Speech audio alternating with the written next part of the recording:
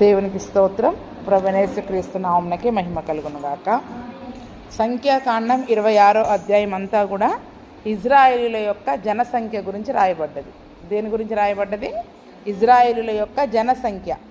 మొట్టమొదటిసారి ఎక్కడ జనాభా లెక్కించారు? ఇజ్రాయేలీల యొక్క లెక్క సీనాయి అరణ్యంలో. సంఖ్యాకాండం మొదటి అధ్యాయం అంతా కూడా వాళ్ళు సీనాయి అరణ్యంలోకి వచ్చిన తర్వాత లెక్కించిన మొదటి జనసంఖ్య, మొదటి జనాభా లెక్క. ఇది రెండవ జనాభా లెక్క. ఏంటి చెప్పండి? ఇది రెండవ జనాభా లెక్క అనమాట. అంటే 26వ అధ్యాయంలో మరి రెండవ జనాభా లెక్క ఎక్కడ? ఇది మిద్యాను అరణ్యంలో జరిగింది. మొదటి జనాభా లెక్క ఎక్కడ జరిగింది? సీనాయి అరణ్యంలో జరిగింది. అక్కడ సీనాయి అరణ్యంలో మరి మోషే అహరోనులు చేశారు.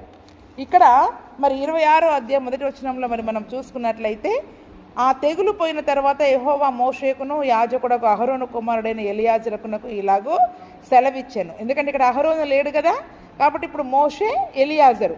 ప్రధాన యాజకుడు ఎవరు? ఎలియాజరు. కాబట్టి ఎలియాజరుకి మోషేకి దేవుడు ఏమని మాట్లాడుతూ ఉన్నాడు? మీరు ఇజ్రాయేలీల సర్వ సమాజములలోనూ 20 ఏండ్లు మొదలుకొని పైప్రాయము కలిగి ఇజ్రాయేలీలలో సేనగా బయలు వెళ్ళు వారి సంఖ్యను వారి వారి పితరుల కుటుంబములను బట్టి రాయించుడి. ఇక్కడ కూడా ఎన్ని ఏండ్లు? 20 ఏండ్లు మొదలుకొని పైబడిన వారి యొక్క లెక్కను, సేనగా బయలుదేరే వారి లెక్కను రాయించండి, గోత్రాల ప్రకారం రాయించండి. కాబట్టి 20 ఏండ్లు మొదలుకొని పైప్రాయం గల వారిని లెక్కింపుడని యెహోవా మోషేకు ఐగుప్తు దేశం నుండి వచ్చిన ఇజ్రాయేలీలకు ఆజ్ఞాపించినట్లు మోషేయు యాజకుడకు ఎలియాజరును ఇజ్రాయేలీలు మోయాబు మైదానములలో యెరికో యొద్దనున్న యోర్దాను దగ్గర నుండగా జనసంఖ్యను చేయుడని వారితోటి చెప్పాడు. ఆ జనసంఖ్య ప్రకారము మరి ఇక్కడ ఎలియాజరు, మోషే కలిసి లెక్కిస్తూ ఉన్నారు. కాబట్టి ప్రథమ సంతానం ఎవరు? రూబేను, ఇజ్రాయేల్ యొక్క తొలిచూలు, పెద్ద కొడుకు. తొలిచూలు అంటే పెద్ద కుమారుడు రూబేను. రూబేను యొక్క పుత్రులలో వారి యొక్క వంశాల పేర్లు ఇస్తూ ఉన్నారు. అక్కడ లెక్కించబడిన వారి వంశాలు ఎవరంట? హానోకీయులు అంటే హానోకు వంశస్థులు, పల్లునీయులు పల్లు వంశస్థులు, హెజ్రోనీయులు హెజ్రోన్ వంశస్థులు, కర్మీయులు కర్మీ వంశస్థులు. వీళ్ళందరూ కూడా రూబేను వంశస్థులు. చూడండి, ఆ పేరును బట్టి ఆ యొక్క వంశం వచ్చేసింది. హానోకు తండ్రి పేరు, హనోకు ఈలు అని ఆ యొక్క గోత్రం చెప్పబడతా ఉంది కదండి. అంటే తర్వాత మళ్ళీ మనం చదివేటప్పుడు హనోకీయులు అనే పేరు వచ్చిందనుకోండి, అప్పుడు మనకి ఎవరు గుర్తు రావాలా?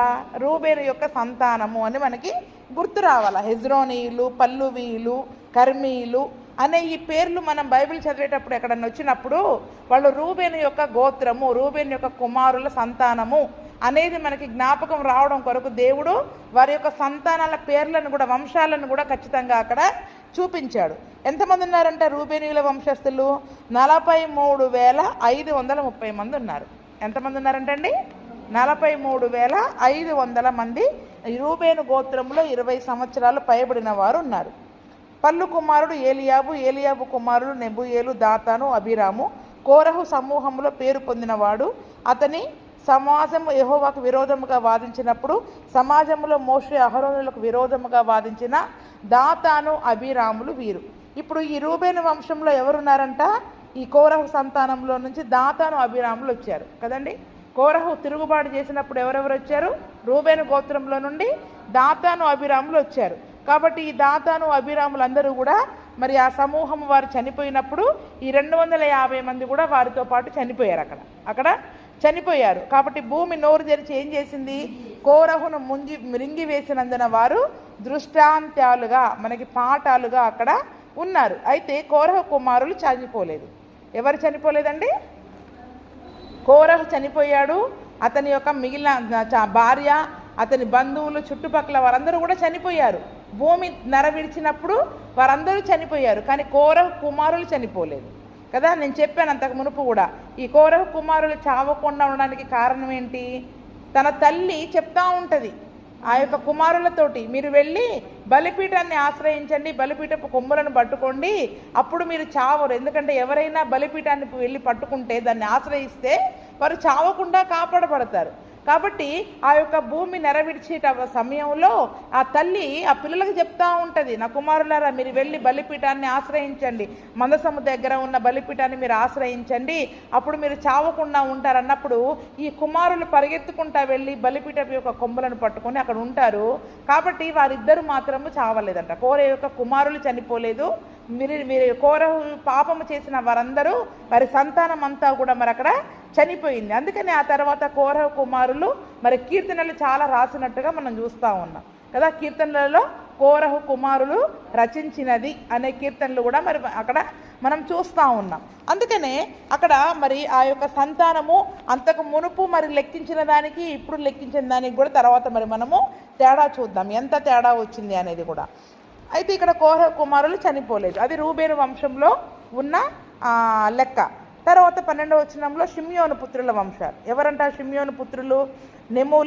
నెమూయేలీయులు నెమూయేలు వంశస్థులు, యామినీయులు యామిని వంశస్థులు, యాకినీయులు యాకిని వంశస్థులు, జరహీయులు జరహు వంశస్థులు, షావులీయులు షావులు వంశస్థులు. వీళ్ళంతా కూడా షిమ్యోను గోత్రానికి సంబంధించిన వాళ్ళు.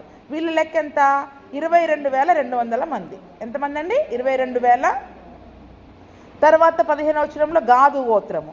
గాదు గోత్రంలో సెపోనీయులు సెపోని వంశస్థులు, హగ్గీయులు హగ్గీ వంశస్థులు, షూనీయులు షూనీ వంశస్థులు, ఓజనీయులు ఓజనీ వంశస్థులు, ఎరీయులు ఎరీ వంశస్థులు, అరోదీయులు అరోది వంశస్థులు, అరేయేలీయులు అరేలి వంశస్థులు. వీళ్ళంతా కూడా గాదు గోత్రం.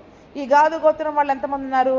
44,500 మంది. ఎంతమంది అండి? 44,500 మంది. తర్వాత 19వ వచనంలో యూదా గోత్రం. యూదా కుమారులు ఎంతమంది? 3, ఏరు ఓనాను షేలా కదా. అయితే ఈ ఏరు ఓనానులు ఎక్కడ చనిపోయారు? కనాను దేశంలో ఇద్దరు చనిపోయారు. ఎందుకంటే కోడలైన తామారుని ఏరుకిచ్చి పెళ్లి చేసినప్పుడు మరి వారికి పిల్లలు కలగలేదు, ఏరు చనిపోయాడు. తర్వాత ఓనానుకిచ్చి పెళ్లి చేస్తాడు, ఓనాను కూడా చనిపోయాడు. అయితే మరి ఆ తర్వాత షేలాకి ఇవ్వకుండా, షేలా కూడా చనిపోతానేమోనని భయముతో మరి షేలాకి ఇవ్వకుండా ఆమెని తన తల్లిగారింటికి పంపిస్తాడు. ఆ తర్వాత మరి తామారు మామతో కలిసినందువలన ఎవరు పుడతారు? పెరెస్సు జరహు జెరెస్సు అనే ఇద్దరు కవలలు పుడతారు. ఒక కవలలు పుడతారు. వాళ్ళు ఎవరు? పెరెసీయులు పెరెషు వంశస్థులు, జరహీయులు జరహు వంశస్థులు. యూదావారి వంశంలో షేలాహీయులు షేలా వంశస్థులు. అంటే చిన్న కుమారుడు షేలా ఉన్నాడు కదా, ఆ షేలా ద్వారా వచ్చింది షేలాహీయులు. ఈ యూదాకి తామారుకు పుట్టిన వాళ్ళు పెరెస్సు జరహు వంశస్థులు. ఈ యొక్క 3 గోత్రాలు కూడా ఈ యూదా నుండి వచ్చినాయి అన్నమాట. ఈ పెరెస్సు వంశస్థులలో హెజ్రోనీయులు, హమూలీయులు, యూదీయులు అనే వాళ్ళందరూ కూడా వచ్చారంట. ఈ జరహు వంశంలో పెరెస్సు వంశంలో నుంచి మళ్ళీ ఇంకా చాలా గోత్రాలు కూడా వచ్చాయి. వాళ్ళందరూ కూడా ఎంతమంది ఉన్నారంట? 76,500 మంది ఉన్నారు. యూదా గోత్రం ఎంతమంది ఉన్నారు? 76,500 మంది. అన్ని గోత్రాలలో చూసుకుంటే యూదా గోత్రమే ఎక్కువగా ఉంటారు. యూదా గోత్రమే ఎక్కువ మందిగా ఉంటారు. 23వ వచనం ఇశ్శాఖారు గోత్రంలో చూసుకున్నట్లయితే తోలాహీయులు తోలా వంశస్థులు, పువ్వీయులు పువ్వా వంశస్థులు, యాషుబీయులు యాషుబు వంశస్థులు, షిమ్రోనీయులు షిమ్రోను వంశస్థులు. వీరు ఇశ్శాఖారీయుల వంశస్థులు. వీళ్ళ లెక్క ఎంతమంది? 64,500 మంది. ఎంతమంది అండి? 64,500 మంది. 25వ వచనంలో జబులూను గోత్రం వాళ్ళు. జబులూను గోత్రంలో వాళ్ళు ఎవరెవరు? శరదీయులు శరదు వంశస్థులు, ఏలోనీయులు ఏలోను వంశస్థులు, యహలేలీయులు యహలేలు వంశస్థులు. రాయబడిన వారి సంఖ్య చొప్పున వీళ్ళు 60,500 మంది. 60,000 జబులూను గోత్రం 60,500 మందిగా మిద్యాను గోత్ర అరణ్యంలో లెక్కించబడ్డారు. తర్వాత యోసేపు పుత్రుల వంశస్థులు. యోసేపుకి ఎంతమంది? మనషే ఎఫ్రాయిము. అయితే ఇప్పుడు యోసేపు కుమారులని యాకోబు దత్తత తీసుకున్నాడు కదా, కాబట్టి ఇప్పుడు యోసేపు స్థానంలో వీళ్ళిద్దరు వస్తారు. ఎవరు వస్తారు? యోసేపు స్థానంలో వీళ్ళిద్దరు కూడా లెక్కకు వస్తారనమాట. ఎందుకంటే మనషే ఎఫ్రాయిమీను నా సంతానముగా నేను యాకోబు దత్తత తీసుకుంటాడు, ఆ తర్వాత పుట్టింది యోసేపు సంతానము అనబడుతుంది. కాబట్టి వీళ్ళు ఇజ్రాయేలీల కుటుంబములలో వీళ్ళిద్దరి పేర్లు కూడా లెక్కించబడ్డారనమాట. మనష్షే కుమారులలో ఎవరున్నారు? మాకీరీయులు మాకీరు వంశస్థులు. మాకీరు గిలాదును కనెను, గిలాదీయులు గిలాదు వంశస్థులు. వీరు గిలాదు పుత్రులు. ఈజరీయులు ఈజరు వంశస్థులు, హెలకీయులు హెలకు వంశస్థులు, అజ్రియేలీలు అజ్రియేలు వంశస్థులు, షెకెమీయులు షెకెమ వంశస్థులు, షెమీదాయీయులు షెమీదా వంశస్థులు, హెపెరీయులు హెపెరు వంశస్థులు. హెపెరు కుమారుడైన సెలోపెహాదుకు కుమార్తెలే గాని కుమారులు పుట్టలేదు. సెలోపెహాదు కుమార్తెల పేర్లు Mahlah, Noah, Hoglah, Milcah, Tirzah. ఎంతమంది ఉన్నారు ఇక్కడ? 1 2 3 4 5 కుమార్తెలు. వీరు మనష్షీల వంశస్థులు, మనషే గోత్రంలో పుట్టిన వాళ్ళు. ఈ మనషే గోత్రం వాళ్ళు ఎంతమంది ఉన్నారు? 52,700 మంది. 52,000. ఇప్పుడు ఎఫ్రాయిము గోత్రం. ఎఫ్రాయిము గోత్రంలో షూతలహీయులు షూతలహు వంశస్థులు, బేకరీయులు బేకర వంశస్థులు, తహనీయులు తహన వంశస్థులు. వీరు షూతలహు కుమారులు. తర్వాత ఏరానీయులు ఏరాను వంశస్థులు. వీరు ఎఫ్రాయిమీయుల వంశస్థులు. ఎఫ్రాయిమీయుల సంతానం ఎంతమందిగా లెక్కించబడ్డది? 32,500 మంది. వీళ్ళు యోసేపు పుత్రుల వంశస్థులు. వీరందరినీ కూడా మరి యోసేపు పుత్రులుగా అక్కడ లెక్కించారు. తర్వాత 38వ వచనంలో బెన్యామీను వంశం. బెన్యామీను వంశంలో బెలీయులు ఎవరంట? వీళ్ళు బెలా వంశస్థులు. అష్బేలీయులు అష్బేలా వంశస్థులు. అహీరామీయులు అహీరాము వంశస్థులు. షూపామీయులు షూపాము వంశస్థులు. బెల కుమారులు అర్దు నయమాను. అర్దీయులు అర్దు వంశస్థులు. నయమానీయులు నయమాను వంశస్థులు. వీరు బెన్యామీనుల వంశస్థులు. వీరి లెక్క 45,600 మంది. బెన్యామీను గోత్రంలో 45,600 మంది. తర్వాత దాను గోత్రం. దాను గోత్రంలో షూషామీయులు షూషాము వంశస్థులు. వీరు తమ తమ వంశములలో దానీయుల వంశస్థులు. ఇక్కడ ఒకటే గోత్రం చెప్పబడ్డది చూడండి. దాను గోత్రంలో వీళ్ళు 64,400 మంది. ఎంతమంది? 64,400 మంది. తర్వాత 44వ వచనంలో ఆషేరు పుత్రుల వంశంలో ఇమ్నీలు ఇమ్నా వంశస్థులు, ఇష్వీయులు ఇష్వీ వంశస్థులు, బెరీయులు బెరియా వంశస్థులు. బెరియానీయులలో హెబెరీయులు హెబెరు వంశస్థులు, మల్కీయేలీలు మల్కీయేలు వంశస్థులు. ఆషేరు కుమార్తె పేరు షెరహు. ఎవరంటండి? ఆమె కుమార్తె పేరు షెరహు. అక్కడ స్త్రీల పేర్లు చాలా తక్కువగా రాయబడ్డాయి. మనషే గోత్రంలో సెలపహాదు కుమారుల పేర్లు రాయబడ్డది. ఇక్కడ ఆషేరుకు పుట్టిన కుమార్తె షెరహు. కొద్దిమంది స్త్రీల పేర్లు మాత్రమే రాయబడ్డాయి. అంటే వాళ్ళకి స్త్రీలు లేరా అని కాదు, కానీ ఇక్కడ ఇందులో లెక్కించబడ్డ వాళ్ళ పేర్లు మాత్రమే రాస్తూ ఉన్నారు. వీళ్ళెంతమంది ఆషేరు గోత్రీయులు? 53,400 మంది. 48వ వచనంలో నఫ్తాలి గోత్రం. నఫ్తాలి గోత్రంలో యహసా ఏలీలు యహసయేలు వంశస్థులు, గూనీయులు గూనీ వంశస్థులు, ఎసరీయులు ఎసరు వంశస్థులు, షిల్లేమీయులు షిల్లేమ వంశస్థులు. వీరందరూ కూడా నఫ్తాలి వంశస్థులు. ఈ నఫ్తాలి వంశం వాళ్ళు ఎంతమంది ఉన్నారు? 45,400 మంది. వీరందరూ కలిసి 20 సంవత్సరాలు మొదలుకొని సేనగా బయలుదేరిన ఇజ్రాయేలుల యొక్క లెక్క మిద్యాను అరణ్యంలో లెక్కించబడ్డ లెక్క ఎంతమంది? 6,01,730 మంది. ఎంతమంది అండి? సేనగా బయలుదేరిన వారు 6,01,730 మంది. సీనాయి అరణ్యంలో లెక్కించబడ్డప్పుడు ఎంతమంది వచ్చారు లెక్క? 6 లక్షల. మొదటి అధ్యాయంలోనే ఉంటుంది చూడండి. మొదటి అధ్యాయంలో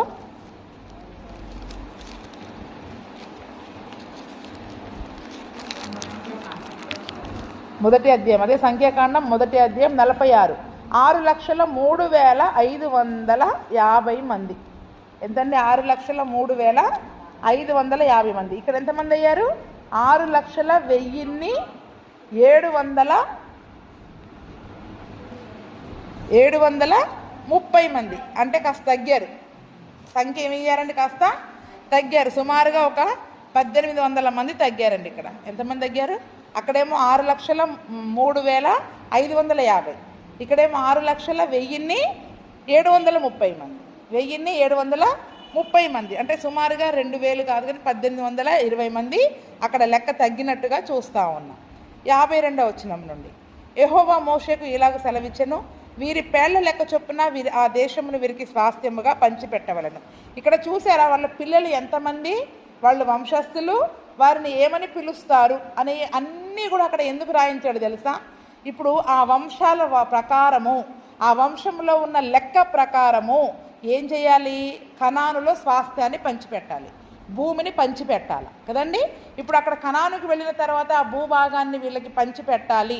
12 గోత్రాల వారికి, 12 కుటుంబాల వారికి సమానంగా పంచిపెట్టాలి అంటే ఏ గోత్రము వాళ్ళు ఎంతమంది ఉన్నారు అనే లెక్క ఖచ్చితంగా మరి మనకు తెలియాలి. అందుకని ఆ లెక్క అంతా కూడా మరి అక్కడ దేవుడు రాయించాడు. చూడండి 53వ వచనం, ఎక్కువ మందికి ఎక్కువ స్వాస్థ్యం ఇవ్వవలెను, తక్కువ మందికి తక్కువ స్వాస్థ్యము ఇవ్వాలి. ఎక్కువ మందికి, చూడండి ఇక్కడ అందరిట్లో ఎక్కువ మంది ఎవరున్నారు? యూదా గోత్రికులు ఉన్నారు. అలాగా ఇప్పుడు పెద్ద కుమారుడు ఉన్నాడు, మరి రూబేన్ ఎంతమంది? నేను పెద్దోడిని కదా, నాకు ఎక్కువ భూమి కావాలా అని వాడు గొడవకు వస్తాడు. కానీ మరి వాళ్ళ సంఖ్య ఎంతమంది ఉంది? 43,500 మంది ఉన్నారు. 7వ వచనంలో ఎంతమంది ఉన్నారు? రూబేనీయులు 43,530 మంది ఉన్నారు. మరి యూదా గోత్రం వాళ్ళు ఎంతమంది ఉన్నారు? 22వ వచనంలో చూసుకుంటే 76,500 మంది ఉన్నారు. యూదా 4వ వ్యక్తి, కానీ ఇతనికి 76,000 ఉన్నారు, అతనికి 43,000 ఉన్నారు. ఇప్పుడు పెద్ద కొడుకు 43,000 మందే జనాభా ఉంది. కాబట్టి ఎక్కువ స్వాస్థ్యము, ఎక్కువ మంది జనాభా ఎవరికి ఉంటే భూమి వాళ్ళకి వెళుతుంది. అంటే ఆ రోజుల్లో ఎక్కువ మంది పిల్లలు ఉంటే దీవించబడ్డవాళ్ళు. వాళ్ళకున్న పిల్లలను బట్టి భూమి కూడా ఏమైతే చెప్పండి, ఎక్కువ భూమి వస్తుంది. వీళ్ళకి జనాభా తక్కువ ఉంది కాబట్టి తక్కువ భూమి వస్తుంది. అందుకనే ఎక్కువ మందికి ఎక్కువ స్వాస్థ్యం ఇవ్వాలి, తక్కువ మందికి తక్కువ స్వాస్థ్యము ఇవ్వాలి. లేదు లేదు లేదు అందరికీ సమానంగా పంచిపెట్టాలని, ఒకవేళ సమానంగా పంచిపెట్టేశారనుకోండి, మరి వీళ్ళు 75,000 మంది అంత చిన్న స్థలంలో ఇరుక్కుని ఎలా ఉంటారు చెప్పండి? అంటే జనాభాను బట్టి ఇల్లు కూడా వారికి స్థలము కూడా విశాలంగా ఉండాలి. అందుకనే చూడండి దేవుడు కూడా న్యాయం తీర్చే దేవుడు, పక్షపాతి కాడు దేవుడు. అదేంటండి వాళ్ళకి అంత ఇచ్చారు మాకు ఇంత ఇచ్చారంటే వాళ్ళ జనాభా అంతుంది, మరి వాళ్ళ జనాభా అంతగా విస్తరించింది. మరి కాబట్టి జనాభా అన్ని రకాలుగా దేవుడు అభివృద్ధి చెందమన్నాడు, విస్తరించమన్నాడు, ఫలించమన్నాడు. మనం ఎంతగా ఫలిస్తే చెప్పండి అంత స్వాస్థ్యాన్ని పొందుకుంటాం. అందుకనే లేని వాని దగ్గర నుంచి కలిగిన వానికి ఇవ్వబడుతుందంట కదండి. ఇప్పుడు లేనోడు ఉండమన్నది ఎవరు చెప్పాడా? దేవుడు ఏమన్నా లేనట్టుగా ఉండమని? అన్ని విషయాలలో సర్వ సమృద్ధి కలిగిన వారై ఉండండి. మీకు సమృద్ధి కలిగిన కొలది దేవుడు ఏం చేస్తాడు? మీ సమృద్ధి కొలది ఇంకా మీ గుడారాన్ని విశాలపరుస్తాడు, ఇంకా మీ భూభాగాన్ని విశాలపరుస్తాడు. ఎందుకంటే వీళ్ళు సమృద్ధిగా కలిగి ఉన్నారు కాబట్టి వీళ్ళకి స్థలము సరిపోదని చెప్పి దేవుడు మీరెంత సమృద్ధి కలిగి విస్తరిస్తూ ఉంటారో మీరు విస్తరించిన దానికి తగ్గట్టుగా దేవుడు కూడా ఏం చేస్తూ ఉంటాడు? దీవించుకుంటూ అంతగా మీకు ఇస్తూ వెళుతూ ఉంటాడు. అందుకనే మత్తయి సువార్తలలో, లూకా సువార్తలలో ఉంది, లేని వాని దగ్గర నుండి అది తీసివేయబడి కలిగిన వానికే ఇవ్వబడుతుందంట. ఎవరికైతే ఉందో వాడికే ఇస్తాడంట దేవుడు. అందుకనే దేవుడు కూడా అన్ని విషయాలలో మరి మనము ఫలించేవారిగా ఉండాలని కోరుకుంటా ఉన్నాడు. ఆయన న్యాయవంతుడు కాబట్టి ఎక్కువ జనాభా కలిగిన వారికి ఎక్కువ భూమిని ఇవ్వాలి, తక్కువ మందికి తక్కువ స్వాస్థ్యాన్ని ఇవ్వాలని దేవుడు అక్కడ ఒక నియమం అనేది పెట్టాడు.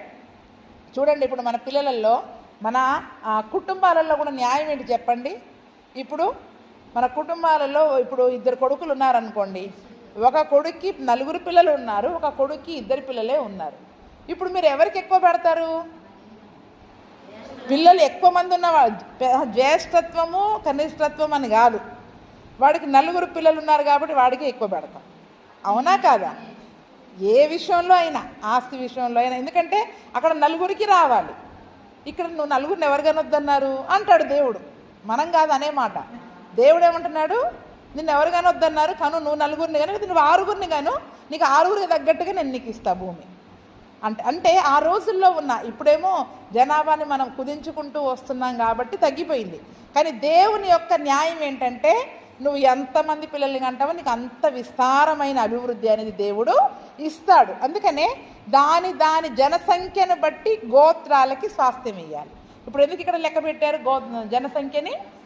వీళ్ళ లెక్కను బట్టి, ఈ జనసంఖ్యను బట్టి అక్కడ ఎంతమంది పిల్లలు ఉన్నారు, ఎంతమంది వంశస్థులు ఉన్నారు, వారందరికీ స్వాస్థ్యాన్ని, భూమిని కనాను దేశంలో పంచిపెట్టాలి.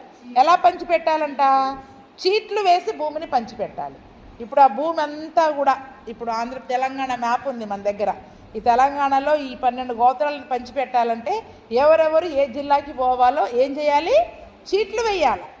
అంటే దేవుడే న్యాయం చెప్తున్నాడు. అక్కడ చీట్లు వేసి ఎవరి పేరు పైన జిల్లాలలో ఎవరి ఆ జిల్లా పైన ఎవరి గోత్రం వాళ్ళ పేరు పడితే వాళ్ళు ఎక్కడికి వెళ్ళిపోవాలి, అది పడేటట్లు కూడా దేవుడే చేస్తాడు. ఎంతమంది ఎక్కువ మంది ఉన్నవారికి ఎక్కువ స్థలం వెళ్ళేటట్లు ఆ చీటీ చేసేది ఎవరు చెప్పండి? మనం వేస్తే పడే చీటీ కాదు, అది పడేటట్లు ఎవరు చేస్తారు? చూడండి, అదే మాట ఉంటుంది సామెతలు 16:33 చూసినట్లయితే. సామెతల గ్రంథం 16:33 చదవండి. ఇప్పుడు మనం ఎలక్షన్స్ పెడతాం కదా, దాన్నే చీట్లు వేయడం అంటాం. ఎలక్షన్స్లో అప్పట్లో ఏం చేసేవాళ్ళు? చిట్టీలు వేసేవాళ్ళు. ఇప్పుడు మనము ముద్ర పైన స్టాంప్ వేస్తూ ఉన్నాం. సామెతలు 16:33 చీట్లు ఒడిలో వేయబడును, వాటి వలన తీర్పు యెహోవా. చీట్లు ఒడిలో వేయబడతాయి, ఆ తీర్పు ఎవరు చేస్తారంట? అదేంటి ఇది తొండి చేస్తాం, ఈ చీట్లు నాకు ఇంత ఉంది కదా, నా పేరు మీద ఈ చీటు ఎందుకు పడింది అని మనం అంటాం. కానీ దేవుడు ఏమని చెప్తున్నాడు? తీర్పు తీర్చేది ఎవరి వశం? అది యెహోవా వశం. మనం కాదు తీర్పు తీర్చేది. చీటీ వేసినా, మనం ఎన్ని ఓట్లు వేసినా తీర్పు తీర్చేది దేవుడే. తీర్పు తీర్చేది దేవుడే. అందుకనే తీర్పు అనేది యెహోవా వశం. మీరు చీట్లు వేయండి, తీర్పు నేను చెప్తా. దేవుడు ఏమంటున్నాడు? మీరు చీట్లు వేయండి, తీర్పు నేను చెబుతాను అని మరి అక్కడ దేవుడు చెప్తున్నట్లుగా మనం చూస్తూ ఉన్నాం. అందుకనే చీట్లు, ఒకరి ఒడిలో వేసిన చీట్లు ఒడిలో వేయబడును, వాటి వలన తీర్పు యెహోవా వశము. ఆ దినమున మరి ఇజ్రాయేలులకు భూమిని పంచిపెట్టేటప్పుడు దేవుడు అదే పద్ధతిని వారికి అక్కడ నియమించాడు. 18:18 కూడా చదవండి అమ్మ. సామెతలు 18:18.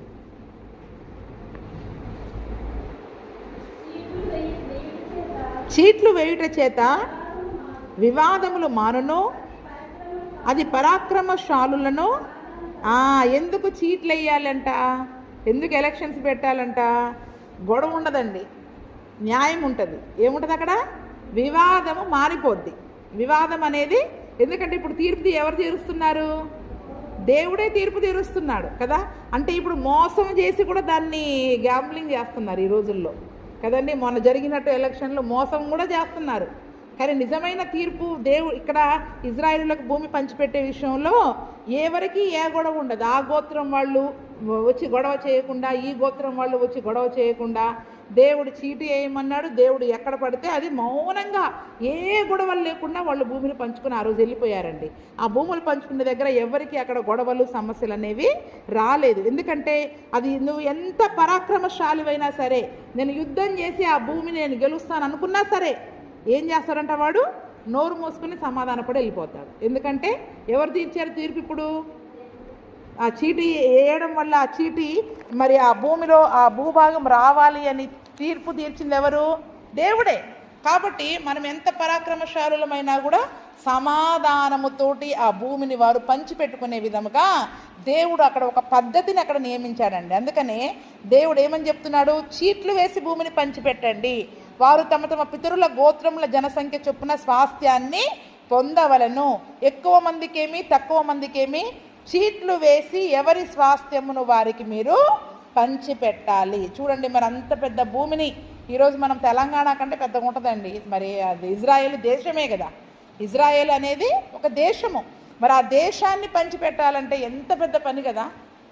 మరి కాబట్టి దేవుడు ఏం చేశాడు? మరి అక్కడ ఆ చీట్లు వేసి ఎక్కువ మందికి ఎక్కువ స్వాస్థ్యాన్ని, తక్కువ మందికి తక్కువ స్వాస్థ్యాన్ని పంచిపెట్టే ఒక పద్ధతిని మరి దేవుడు అక్కడ నియమించినట్లుగా మరి మనము చూస్తూ ఉన్నాం. అందుకనే ఈ రోజుల్లో మరి ఏదైనా కూడా చీట్లు వేయడం వలన న్యాయము అనేది అక్కడ జరుగుతుంది అనేది దేవుడు ఆ దినమున వారికి న్యాయ పద్ధతిలో మరి ఆ యొక్క భూమిని కనాను స్వాస్థ్యాన్ని పంచిపెట్టినట్టుగా మరి మనం చూస్తూ ఉన్నాం.